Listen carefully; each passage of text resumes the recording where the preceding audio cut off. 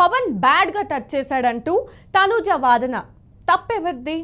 తనూజ ఇప్పుడు టైటిల్ ముందున్న కంటెస్టెంట్. ముందు నుంచి తన యాటిట్యూడ్ ప్రవర్తనతో పాజిటివిటీ తెచ్చుకున్న ఈ అమ్మడు చేటులారా నెగిటివిటీని మూటగట్టుకుంటుంది.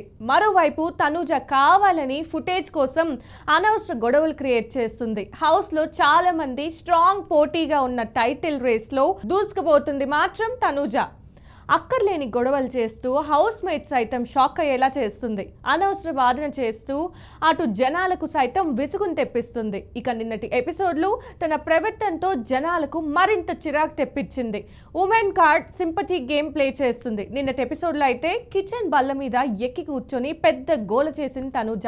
ఇక తనూజకు రివెంజ్ ప్లాన్ చేసిన కళ్యాణ్, రీటు, దివ్య ముగ్గురు తనూజాను తీసుకొచ్చి టేబుల్ పై కూర్చోపెట్టండి అని డెమన్, నిఖిల్ ఇద్దరికి చెప్పారు. దీంతో తనూజాను పద అన్నట్లు డెమన్ భుజంపై టచ్ చేశాడు. దీనికి చేయి వేస్తున్నావేంట్రా, ఏయ్ మ్యాన్ హ్యాండ్లింగ్ ఏంటి అంటూ గొడవ స్టార్ట్ చేసింది.